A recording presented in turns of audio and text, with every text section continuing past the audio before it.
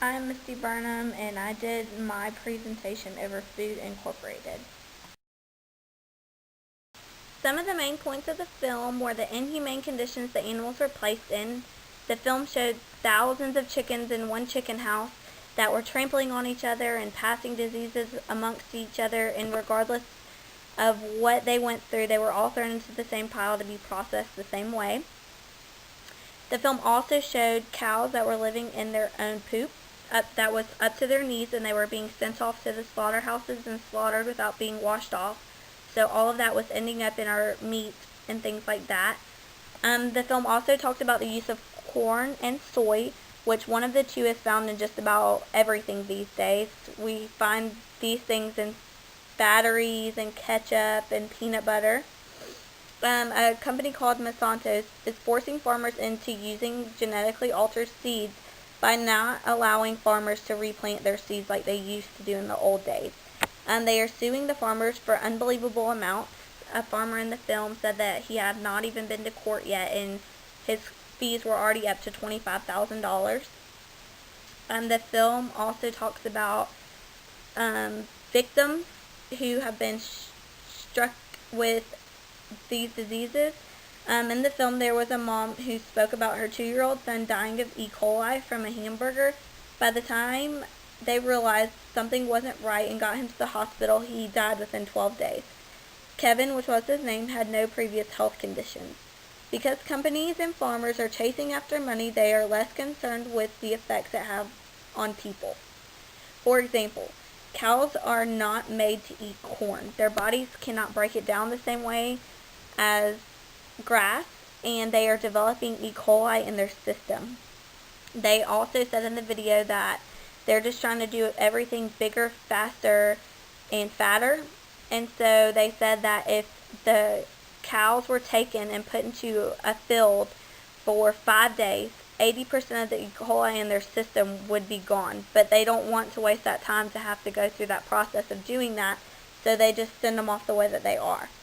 Also, companies are trying to pass bills in order to not have to include labels because they don't want people to know what is in their product. They feel that it'll cause unnecessary concerns. And because of that, we're seeing effects such as diabetes and obesity and cardiovascular disease and things like that.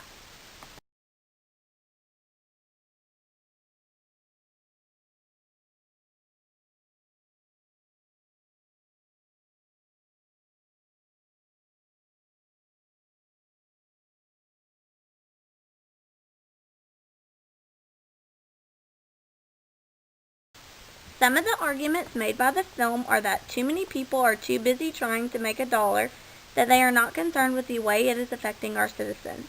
Major companies such as Purdue and Tyson are controlling these situations by trying to do everything faster, bigger, and cheaper. Healthy food is more expensive because it is grown without all the extra additives. Obesity and health risk are contributed to these same factors. In a counter-argument produced in Forbes, written by Rebecca Ruiz, states that what health activists don't understand is without producing food the way that we do, there will be a food shortage among citizens. This is a picture and quote from the film. It shows that in 1950 it took 68 days to produce a chicken worthy of slaughtering, and now in 2008 and beyond it takes about 47, and the chicken has doubled the sizes. In the beginning of the video, it says, the way we eat has changed more in the last 50 years than the previous 10,000, and that was said by Michael Pollan. This is a map of the meat consumption worldwide. As you can see, the United States, France, and Australia are the leading consumers of meat around the world. About 103 to 137 kilograms of meat are consumed per person per year. Where is this problem affecting? It is affecting worldwide, but specifically in the United States. It is becoming a growing problem in Europe because of the distribution of the fast food industry. I believe that this film is credible because the author made sure to interview a large range of individuals. He tried interviewing the companies responsible, but they declined. He talked to farmers on both sides of the spectrum and got their points of view. We are also seeing the long-term effects of these problems today.